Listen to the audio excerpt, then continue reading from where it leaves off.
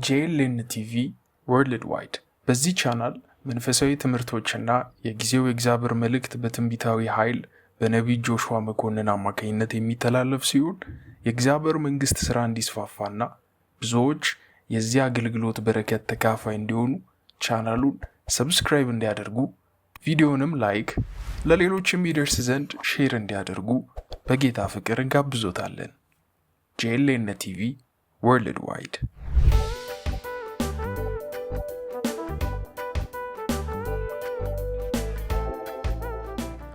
ዘጸአት ምዕራፍ 2 ነው የምንጀምረው። እግዚአብሔር ይመራል። እግዚአብሔር መሪ ነው። የእግዚአብሔር ስም ብሩክ ይሁን። መጽሐፍ ቅዱስን አነባለሁ። ከሌዊ ወገን አንድ ሰው ሄዶ የሌዊን ልጅ አገባ።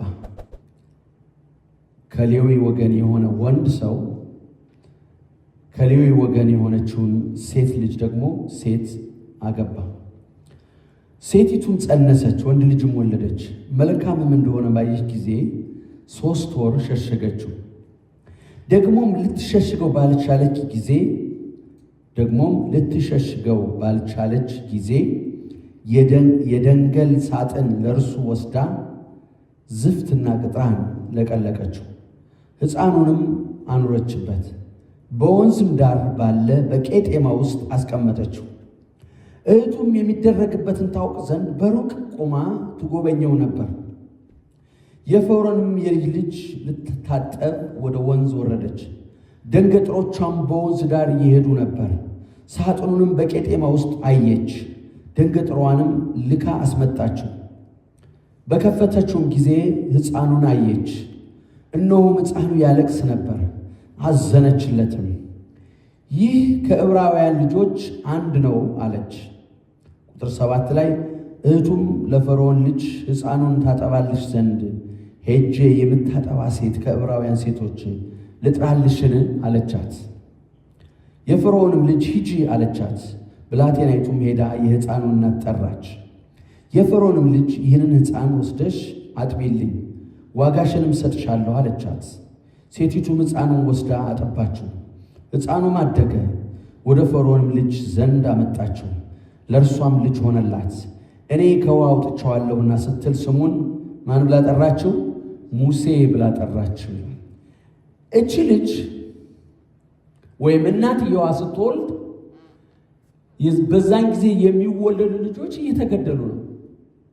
ማን ነው ሙሴን እንድትደብቀው የመከራት? የማን ምክር ይመስላችኋል? የማን ምሪት ይመስላችኋል? የእግዚአብሔር ምሪት ነው። ድምፅ እየሰማች ነው። ድምፅ እየሰማች እኮ አይደለም፣ ግን መልእክት በልቧ መጣ። እግዚአብሔር ወደ ልቧ አስቀመጠው። ምን የሚል? በቃ ይህን መልካም ልጅ ነው አላት። ምን በይው አላት? ከቃሉ እንዳነበብ ነው ደብቂው። ለ3 ወር ደበቀችው። ተመልከቱ። አሁን ጊዜ ሲደርስ ምን አላት እግዚአብሔር? ሐሳብ ነው የመጣላት። ቅጥራን ስሪ፣ ለቅልቂው፣ ከዛ ላይ አስቀምጪውና ውሃ ላይ ጣይው አለ። እዚህ ላይ የተጻፈ ነገር የለም እኮ ወገኖች፣ አልተጻፈም። ግን እግዚአብሔር ማለት የተጻፈው ነው ተጽፏል። አሁን ግን አለ ሚል የለም። እግዚአብሔር ተናገረ ሚል የለም። በነቢይ መጥቶ ተናገራት፣ በህልም ተናገራት የለም። ግን ምንድነው? የእግዚአብሔር ዲቫይን የሆነ ዳይሬክሽን ነው የሰጣት። ዲቫይን የሆነ ዳይሬክሽን፣ ዲቫይን የሆነ የእግዚአብሔር መነዳት። ምክንያቱም ልጁ ሊገደል ነው። ነገር ግን እግዚአብሔር የጠራው ምን ይላል? ይመራል። እስኪ እግዚአብሔር ይመራኛል በሉ። እየመራን ነው እኮ እዚህ የደረስነው። እኔ ልክ አንብቤው እንደማላቅ ገረመኝ። ለምን ገረመ በሉ። ልጅቷ እየተከተለች እንዴት ቤተ መንግስት ትገባለች? ይቻላል እንዴ ቤተ መንግስት መግባት?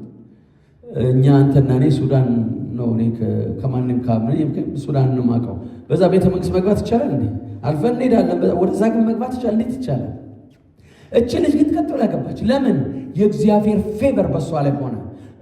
የእግዚአብሔር ዓላማው ምንድነው ብትሉ ፈርዖን እየገደለ አይደለም ሕፃናት። ማንን ለመግደል?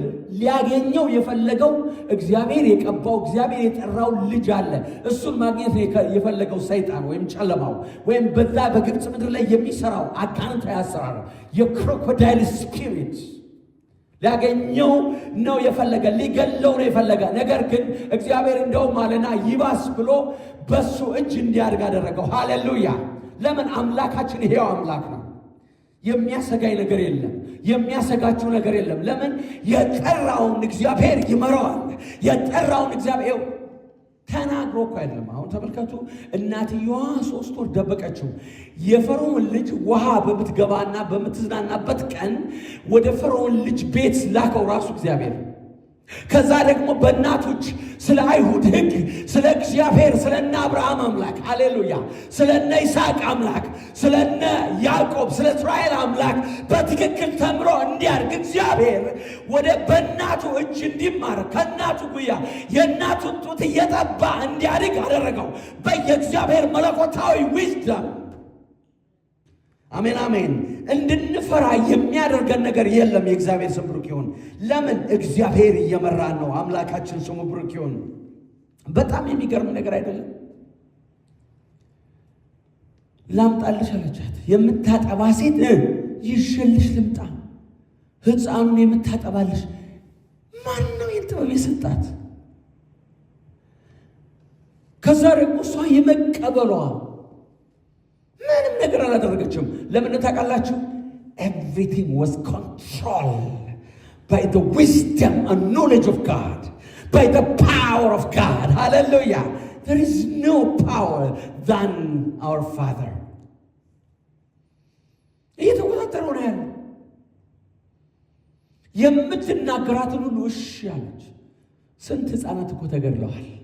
የሚፈለገው አንድ ሕፃን ነበር። የዛ ሁሉ ሕፃን ሞት የተፈለገው አንድ ሕፃን፣ እሱም ሙሴ የሚባል ሕፃን ታሪክን የሚቀይር አሜን አሜን፣ የምድርን ታሪክ የሚቀይር አዲስ ነገርን አዲስ የሆነ ነገርን በምድር ላይ እንዲከሰት እግዚአብሔር እንደ ምክንያት የተጠቀመበት ሰው ነው። ሃሌሉያ! እግዚአብሔር ለአብርሃም የተናገረው የተስፋ ቃል የሚፈጸምበት አንድ ሰው ራሱ እግዚአብሔር የጠራው ራሱ እግዚአብሔር የመረጠው ምንም ነገር እሱ ድምፅ መስማት ሳይችል ምንም ነገር ከእግዚአብሔር ሰምቶ መናገር ሳይችል እግዚአብሔር ለወላጆቹ ጥበብና ማስተዋልን ዕውቀትን ሰጣቸው። የእግዚአብሔር ድምፅ በሚባል በሌለበት አሁን ህልም አላዩ አልተጻፈም መጽሐፍ ቅዱስ።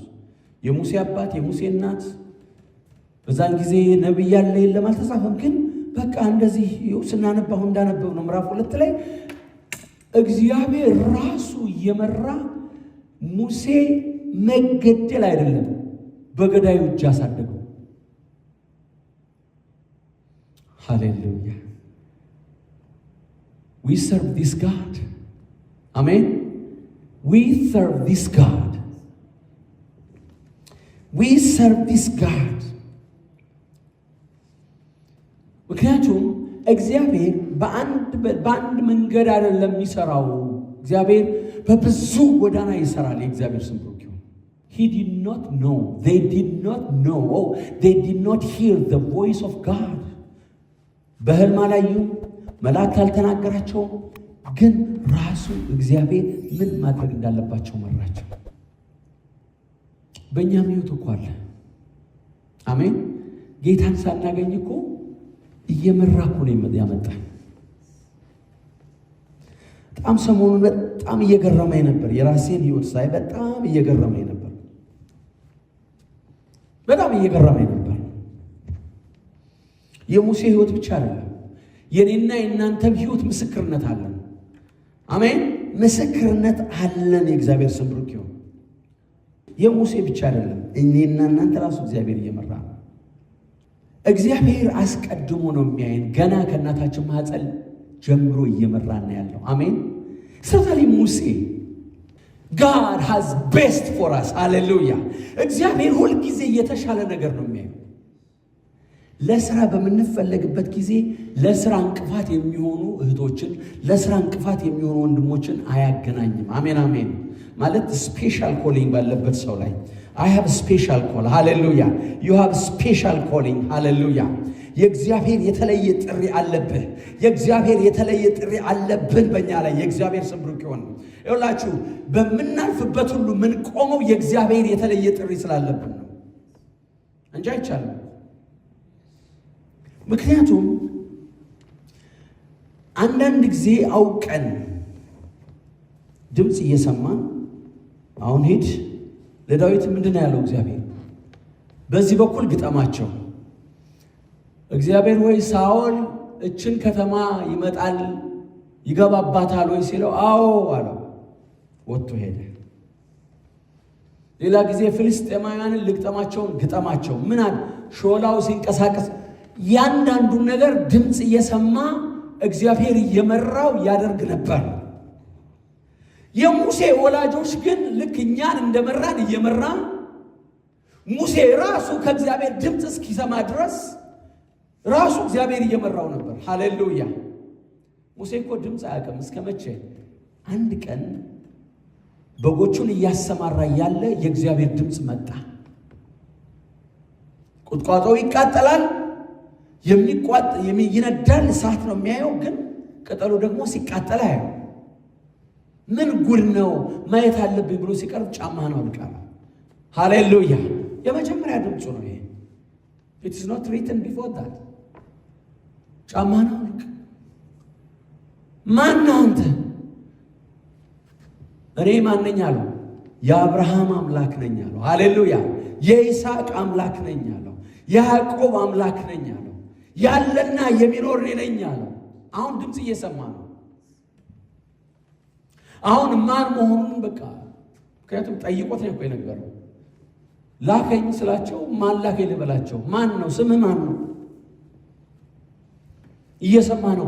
ሳይሰማ ግን እግዚአብሔር እስከምታች ቀን ድረስ ራሱን የጠበቀው በግ እንዲጠብቅ ያደረገው በምድረ በዳ እንዲያልፍ ያደረገው ራሱ እግዚአብሔር ነው።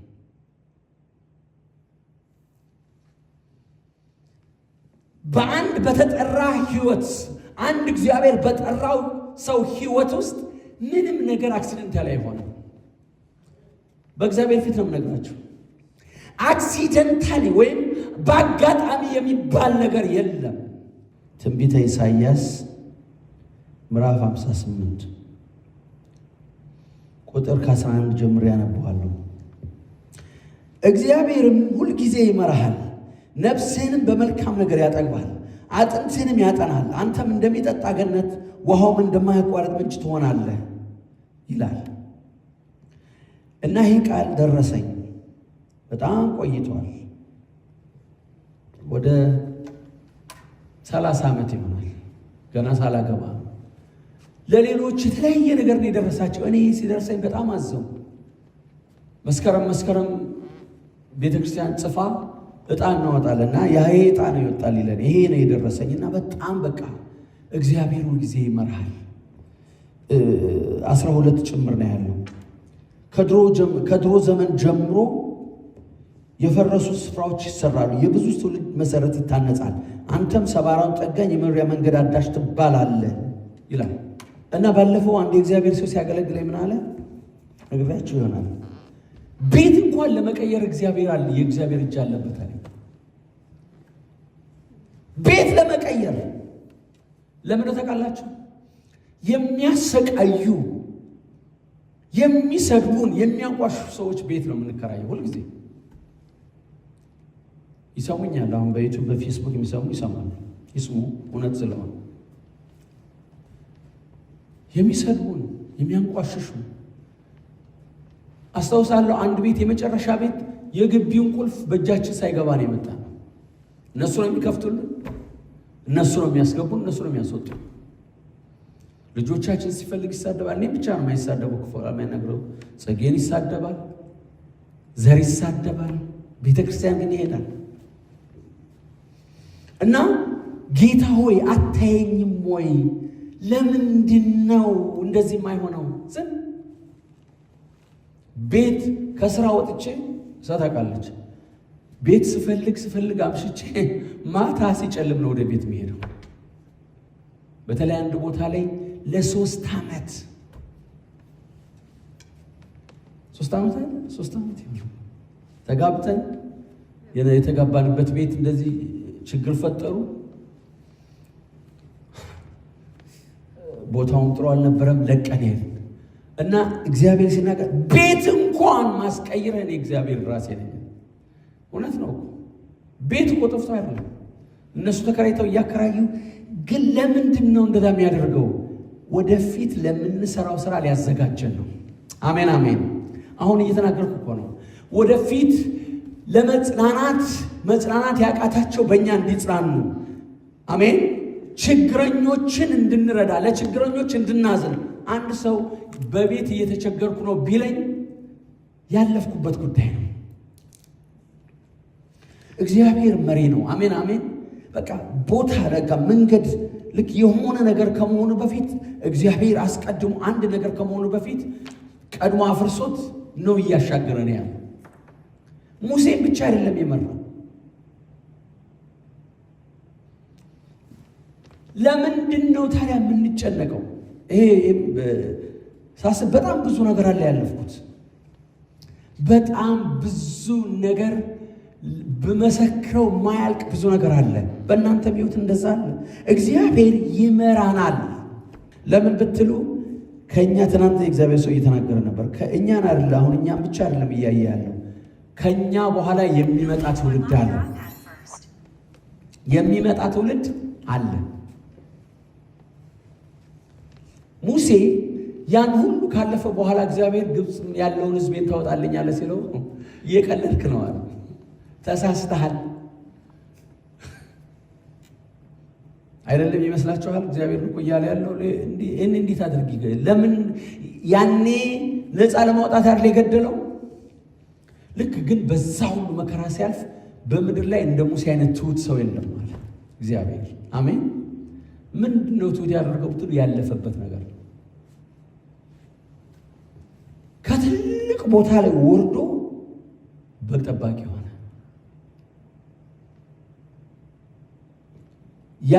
የምናልፍባቸው ነገሮች በሙሉ ፐርፐዝ ሰርቭ ያደርጋሉ። አሜን ሃሌሉያ። የሆነ በእኛ ሕይወት ውስጥ እግዚአብሔር ሳይፈቅድ ከጸጉራችሁ አንዱ አትወድቅም ያለ እርሱ እውነት ነው። ከጸጉራችን ጸጉር ከትራሳችን ጸጉር አንዷ እንኳን ያለ አባታችን ፍቃድ በምድር ላይ ምን አትወድቅም። ያቃታል። That much he leads us in the name of Jesus. He knows. ስለዚህ አሁን የምንሰማበት ጊዜ በቃ በሙላት አሁን እንሰማለን። በህልም እግዚአብሔር ይናገራል፣ በራእይ ይናገራል፣ በሌሎች በትንቢት ይናገራል። ነገር ግን ራሳችን ደግሞ ተነስ በዚህ ውጣ በዚህ ግባ በሙላት ሳንጠራጠር የምንሰማበት ጊዜ ደግሞ ከፊታችን አለ። ልክ እንደ ሙሴ እንደታለ እስኪ አለ በሉ yes ድርቀትም የምናልፈው ችግርም የምናልፈው ዝም ብሎ አይደለም። ሰይጣንም የሚያነጻጽረው የእግዚአብሔር ጥሪ ባለበት ሴትና ወንድ ልጅ ነው። አሜን። ኢየሱስን ለማግኘት እኮ ነው። ራሔል ስለ ልጆቿ ምን አለች? አለቀሰች። መጽናናት አልቻለችም። ምክንያቱም በእስራኤል ያሉትን ሕፃናት ሁሉ ሄሮድስ ይዞ ጨፈጨፋቸው። 2 ዓመት የሞላቸው ለማንን ለማግኘት? ኢየሱስን። ሊያገኘው ግን ቻለ? ኔቨር። በፍጹም ኢየሱስን ማግኘት አልቻለም።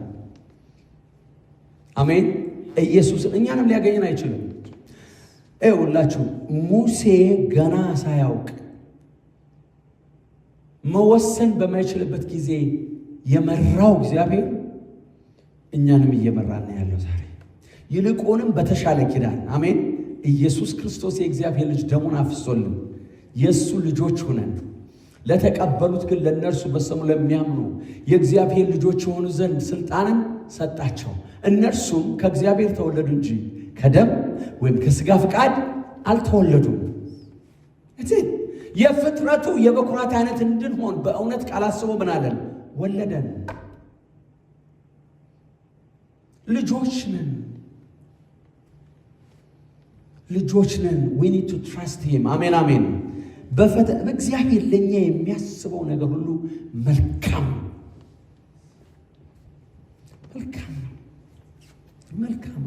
ሲዘገይ መልካም ነው። አሜን አሜን። ለምን? የተሻለ ነገር እያበጃጀልን ነው። አንዳንድ ሰዎች ምን ይላሉ?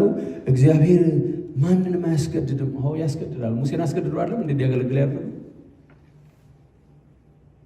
ታስታውሻለሽ? ያ ወንድም የተማረ ሰው ነው በጣም፣ ግን ያስገድድም ምናምን ብሎ በማናናቅ ሲናገር አስታውሳለሁ። ያስገድዳል። መጽሐፍ ተጽፏል። ዮናስን በአሳ ነባሪ ውስጥ አስገባዋል የሚለው እንዴ? ሌላ ሰው አይሄድም። ለሙሴም እንኳን ተቆጣ ይላል እግዚአብሔር። በምትልከው ሰው ላክ አለ። ኖ you are the best one። አሜን አሜን። ኤርምያስም እኔ ብላቴና ነኝ አልችልም አለው። ኖ ገና አስቀድሜ ነው የመረጥኳል። ከእናት ወድ ሳልሰራ ገና አውቄአለሁ፣ ቀድሼአለሁ። ለእስራኤል ነቢይ እንድትሆን፣ ለሕዝብ ነቢይ እንድትሆን ምን ብያለሁ አለ? መርጫለሁ። በቃ ሌላ ሰው አልልክም አለው። ለእኔና ለእናንተም እኮ እንደዛ ነው። በምናልፍበት ሃሌሉያ እየመራን ያለ እኔና እናንተ የምንሰራውን ስራ የሚሰራ ሰው ሌላ ሰው የለም። እውነት እኮ ነው የምነግራችሁ። የፈለገ ይሁን እኔ የምሰራውን ስራ ሌላ ሰው አይሰራውም። አንተ የምትሰራውን ስራ፣ አንቺ የምትሰሪውን ስራ ማንም ሰው አይሰራውም። ምክንያቱም እግዚአብሔር ደስትን ያደረገው ነገር አለ።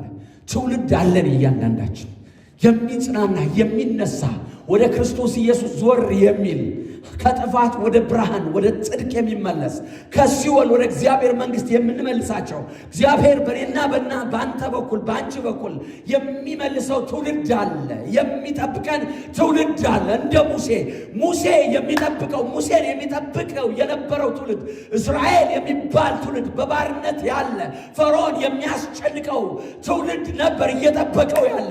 ለ430 ዓመት ያስጨነቀውን ያን ጨካኙን ፈርዖንን ቀጥቶ የሚያሻግር አምላክ እግዚአብሔር ሰው ፈለገ። ማንን መረጠ? ሙሴን መረጠው። ሃሌሉያ። እኔ አንተን አምላክ አድርጌአለሁ አለው። ሃሌሉያ። በቃ አንተ በእኔ ፈንታ ነህ አለው። አሜን አሜን። በእኔ ፈንታ ነህ። እሱ ደግሞ ወንድምህ አሮን ምን ይሆናል አለው? ነቢይ ይሆናል። በቃ እሱን ትናገረዋለህ፣ አንተ የምትናገረውን ቃል ያስፈጽማል አለው። ሃሌሉያ።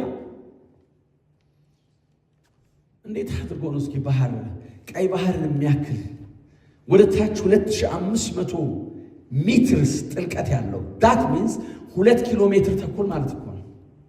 የሰማችሁ ነው። 2 ኪሎ ሜትር ተኩል ዲፕስ ያለው ይሄ ነው ያልኩ አይደለም። የሰማችሁ ነው።